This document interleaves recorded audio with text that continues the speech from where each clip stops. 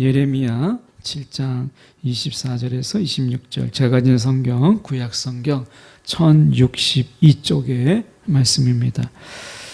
제가 봉독합니다. 그들이 순종하지 아니하며 귀를 기울이지도 아니하고 자신들의 악한 마음의 꾀와 완악한 대로 행하여 그 등을 내게로 돌리고 그 얼굴을 향하지 아니하였으며 너희 조상들이 애굽 땅에서 나온 날부터 오늘까지 내가 내 종 선지자들을 너희에게 보내되 끊임없이 보내었으나 너희가 나에게 순종하지 아니하며 귀를 기울이지 아니하고 목을 굳게 하여 너희 조상들보다 악을 더 행하였느니라. 아멘.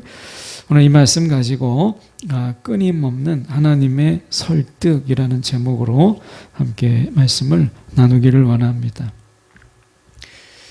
하나님은 원래 이 전지전능하실 뿐만 아니라 하나님은 이 권세가 있으시죠. 그래서 얼마든지 우리에게 명하고 어쩌면 우리의 마음을 하나님께서 조정하시고 또 하나님께서 강권적으로 역사하실 수 있는 그런 분이세요.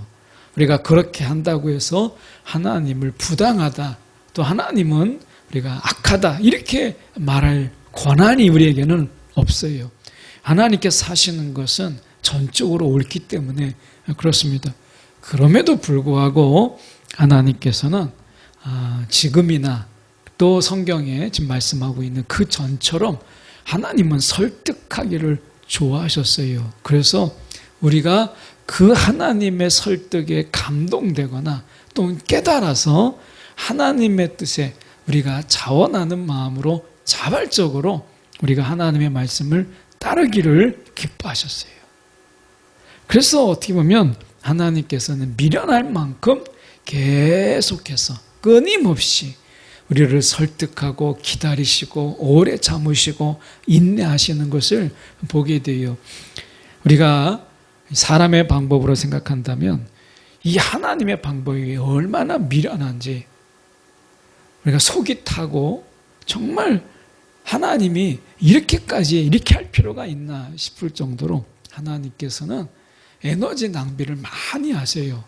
그럼에도 불구하고 하나님은 이러한 사랑의 설득을 통해서 지금까지 하나님의 일을 해오셨어요.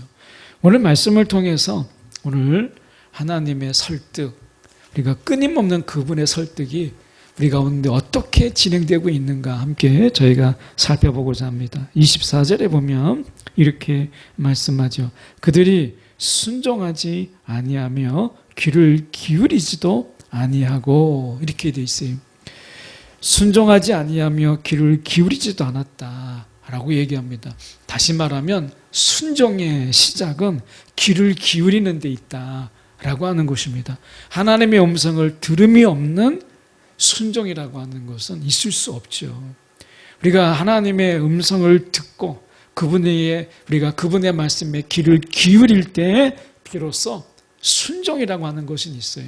내가 무엇인가를 한다고 해서 이렇게 하면 하나님이 기뻐하시겠지 해서 그게 곧 순종이 되진 않아요. 다윗은 하나님의 성전을 짓고자 했지만 하나님께서 그것을 원치 않으셨어요.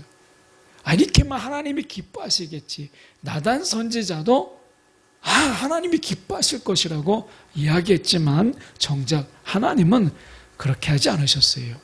오늘 우리가 하나님을 추측으로 우리가 우리의 생각으로 하나님을 가늠한다라고 하는 것은 참 어려운 일이에요. 그래서 우리가 하나님의 뜻을 먼저 구하고 그리고 그분의 뜻에 따르는 것이 순종이지 이렇게 하면 하나님이 기뻐하실 거야 라고 하는 것이 순종이 아니다 라고 하는 것입니다. 오늘 말씀해 보면 26절에 좀 먼저 가서 보시면 이렇게 돼 있죠. 너희가 나에게 순종하지 아니하며 귀를 기울이지 아니하고 이렇게 돼 있어요. 앞에서 24절에서 순종하지 아니하며 귀를 기울이지도 아니하고 이 말이 26절에 가서 너희가 나에게 순종하지 아니하며 귀를 기울이지 않았다라고 반복해요. 이 반복을 통해서 우리가 24절과 26절을 감싸고 있죠. 그렇다면 이 예레미야가 24절에서 26절까지 중에서 정말 하고 싶은 말씀은 25절에 있는 거예요. 그래서 이 두 구절이 양쪽에 가로를 넣고 그 안에 우리가 중요한 내용을 넣는데 그게 곧 25절이라는 거예요. 25절에 보면 이렇게 말씀합니다.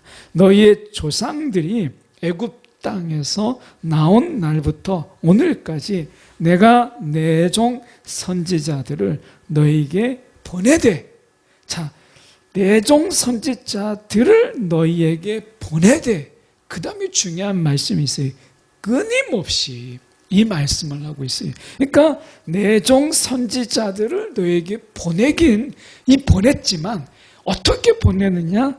끊임없이 보냈다. 끊임없이 보냈다. 이 말씀이 뭐겠어요? 왜 끊임없이 보내요? 듣지 않았다는 거예요. 그들이 귀를 기울이지 않았다는 거예요. 계속해서 보냈지만 그들이 계속해서 듣지 않았다는 거예요. 하나님께서는 듣지 않았음에도 불구하고 하나님은 그 선지자들을 계속해서 그들에게 보내었다. 고집스럽게 보내었다. 라고 말씀하는 거예요. 얼핏 보면 이거 누가 이기는가 한번 해보자. 마치 이렇게 하는 것처럼 보이잖아요. 근데 하나님께서는 사랑의 하나님이세요. 하나님께서 하나님의 종 선지자들을 왜 사랑하지 않으시겠어요? 왜 그 선지자들을 험악한 곳에 가서 전에도 듣지 않는 그곳에 왜 계속해서 보내겠어요? 선지자 중에서 매 맞고 죽고 하는 게 이 선지자들의 그 처참함, 이 비참함을 아는 하나님께서 왜 선지자들을 계속해서 보내었겠어요? 대우받지도 못하는데. 이것은 하나님께서 끊임없이 그들의 마음을 놓고 하시는 거예요. 24절에 다시 가서 보면 순종하지 아니하며 귀를 기울이지도 아니하고 자신들의 악한 마음, 자신들의 그 악한 마음 속에서 나오는 그 꾀, 자신들이 생각할 때 얼마나 똑똑해 보였겠어요. 그 악한 마음에서 나오는 모든 그 꾀가 정말 지혜로웠겠어요? 아니라는 거지. 악한 마음에서 나오는 그 꾀와 완악한 대로 행하여, 이렇게 말씀하세요. 그 꾀와 행함이 악한 마음에서 나온 것이기 때문에 결국에는 그 등을 내게로 돌리고 그 얼굴을 향하지 아니하였다라고 이야기합니다. 다른 성경의 해석을 좀 보면 오히려 뒷걸음질 쳤다. 하나님 앞에 정말 가까이 나아가기도 우리가 부족한 이 세상의 삶 아니겠습니까? 저와 여러분이 이 세상에 100세를 산다고 할지라도 우리가 하나님 앞에 늘 매일같이 그분 앞에 나아가도 사실은 부족한 시간이 이 땅에서의 삶이에요. 그런데 그들이 어떻게 했냐면 앞으로 나아가지 않고 오히려 뒷걸음질 쳤다. 이렇게 말씀하잖아요. 듣지도 않았고 귀를 기울이지도 않았다. 결국 그들이 의지하는 것은 자신들의 꾀예요. 야, 너무 똑똑하다. 막 자신들의 꾀를 자랑하면서 결국에는 악한 마음으로 살았어요. 그러니 어떻게 보면 선지자가 필요 없는 거죠. 선지자의 책망이 듣고 싶지 않은 거예요. 자신들의 꾀가 선지자보다 더 나은 것 같고 자신들의 마음대로 사는 것이 하나님이 이끄시는 것보다 내가 더 즐거운 거예요. 그래서 그들은 결국 자기 꾀만 의지하고 악한 마음으로 살아가는 삶을 더 기뻐했어요. 그게 24절의 삶이에요. 여러분, 우리는 어떤가요? 우리가 그런 악한 마음은 아닌데요. 때로는 우리가 우리의 꾀를 가지고 이렇게 살아가지만 항상 그렇지는 않은데요. 이렇게 말할 수 있어요. 그런데 우리가 걸리는 부분이 있잖아요. 여러분, 하나님 앞에 정말 가까이 나아가십니까? 아니면 그 자리에 혹은 뒷걸음질 치고 있습니까? 우리의 신앙이 퇴보하고, 우리의 믿음이 퇴보하고, 우리의 기도의 능력이 퇴보하고, 우리가 하나님을 사랑함이 퇴보하는, 전보다 못하고 전보다 더 나약한 우리의 신앙의 모습이 아닌가.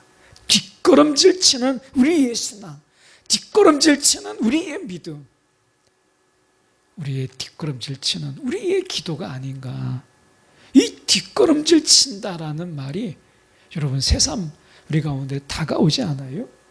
하나님 앞에 정말 앞으로 나아가기보다 우리의 신앙을 가만히 우리가 한번 돌아봤으면 좋겠어요.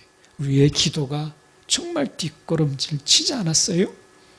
그렇게 본다면 오늘 24절에 그 얼굴을 우리가 하나님 앞에 우리가 향하지 아니하고 우리의 얼굴이 지금 어디를 향하고 있는가 라고 하는 것을 우리가 지금 묻지 않을 수 없는 거죠. 우리의 얼굴이 어디를 향하고 있는가 라고 하는 거예요.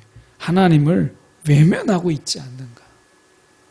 그분을 우리가 정면으로 바라보지 못하고 있는 것은 아닌가라고 하는 거예요. 그래서 우리가 하나님을 외면하고 뒷걸음질 치고 이런 신앙 속에서 우리가 살아가고 있는 것은 아닌가 하는 거예요.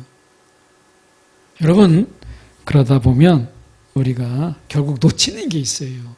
우리가 주님을 온전히 바라보면 우리가 얻는 게 있는데, 우리가 주님을 외면하고 뒷걸음질 치면 우리 가운데 놓치는 게 있고 잃어버리는 게 분명히 있어요. 신앙은 우리가 하나님을 온전히 우리가 바라보는데 그렇지 못할 때는 우리가 놓치는 게 분명히 있는 거예요. 그게 25절의 말씀이잖아요. 말씀해 보면 애굽 땅에서 나온 날부터, 애굽 땅에서 나온 날부터 오늘까지. 자, 애굽 땅에서 나온 날부터, 이게 왜 이렇게 말씀하셨겠어요? 종살이 하다가 나온 그들, 이 종살이하는 어떻게 보면 노예의 근성을 쉽게 버리지 못하는 그들 때문에 하나님께서는 끊임없이 그들에게 선지자들을 보내었다라고 이야기합니다. 이 노예 근성이에요. 이 노예 근성은 뭐예요?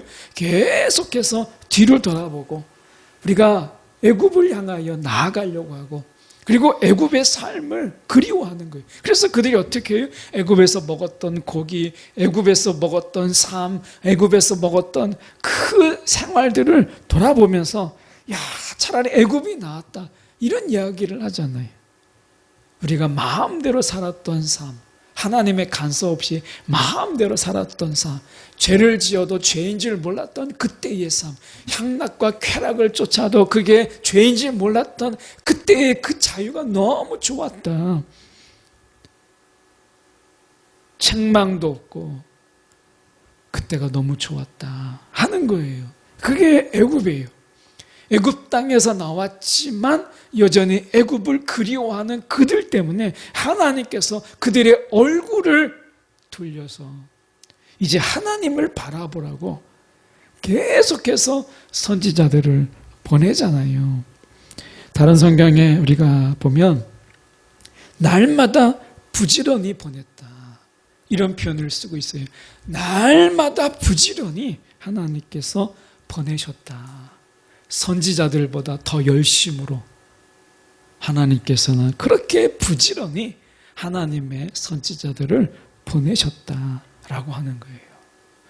그런데 우리가 듣지 못하는 거예요. 여러분, 다시 말하면 날마다 들어야 될 말씀이 있다라는 거예요. 왜냐하면 지금 예언 내 종 이 선지자들을 날마다 부지런히 보냈다라는 이야기는 날마다 우리 가운데 하실 말씀들이 있다는 거예요. 우리는 어때요? 뭐 기도 날마다 하는 건데 할 말도 없고 드릴 말씀도 없고 매일 똑같은 이야기 뭐 안 하면 어떠나. 하나님을 만나도 할 얘기가 없고 기도하고 앉아 있으면 드릴 말씀이 없는, 그냥 하나님 안녕하세요 하면 할 말이 없는. 그런데 하나님은 그렇게 말씀하지 않으세요. 우리 가운데 하고 싶은 말씀이 그렇게 많다는 거예요. 그래서 날마다 부지런히 말씀하셨다라고 하는 거예요. 오늘 우리는 그분께 드릴 말씀이 없을지 모르지만 하나님께서 우리 가운데 들려줄 말씀이 너무 많다는 거예요. 날마다 새롭게 우리 가운데 들려줄 말씀이 많았다라고 이야기합니다. 그래서 하나님은 끊임없이 우리 가운데 말씀하시는 거예요. 여러분, 우리가 이 세상의 삶 속에서 항상 들어도 우리가 좋은 말씀들이 있죠. 항상 들어도 우리의 마음에 감동이 있는 말들. 여러분, 그게 우리가 하나님이 주시는 말씀들이에요. 그 복음이라는 거죠. 이 복음이라고 하는 것은 항상 들어도 우리 가운데 늘 새로운 것이 복음이에요. 이것은 한 번의 기쁜 소식이 아니라 계속된 기쁜 소식, 이게 복음이라는 거예요.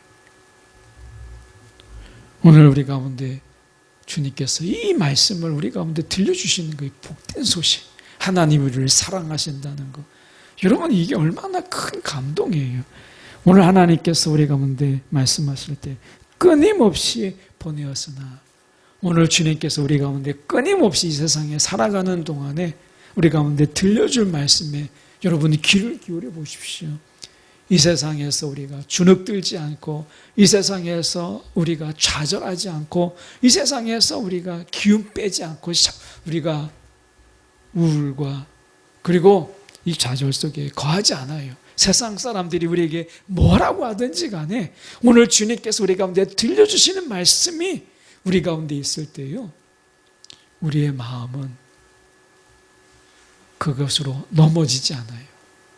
이 세상 속에서 우리 가운데 계속해서 주입해 주는 말들이 있기 때문에 하나님께서는 우리 가운데 끊임없이 말씀하시는 거예요.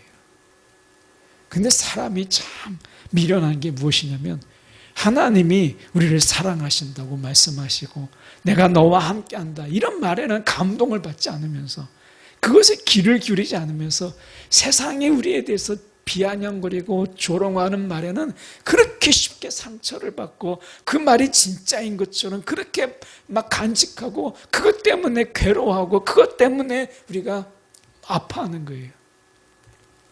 여러분, 우리가 세상에서 얼마나 상처를 받아요? 근데 가만히 생각해 보면 그들의 말이 다 맞는 것도 아니고, 사실 그들의 말이 진짜도 아닌데 우리가 그들의 말에는 그렇게 막 철석같이 우리가 확신을 가지고 막 믿음을 가지고 들으려고 하고, 그들의 말 한마디에는 그렇게 막 마음에 간직하며 곱씹으면서, 그래, 나 같은 게 그래, 이렇게 살면서 막상 주님의 음성에는 우리는 그것이 진짜가 아닌 것처럼, 그것이 진리가 아닌 것처럼 우리가 마음의 귓등도 우리가 기울이지 아니하는 이런 모순된 모습이 우리 가운데 있잖아요. 그러니까 하나님께서 끊임없이 우리 가운데 말씀하시는 거예요. 여러분, 어느 말에 여러분의 귀를 기울이십니까?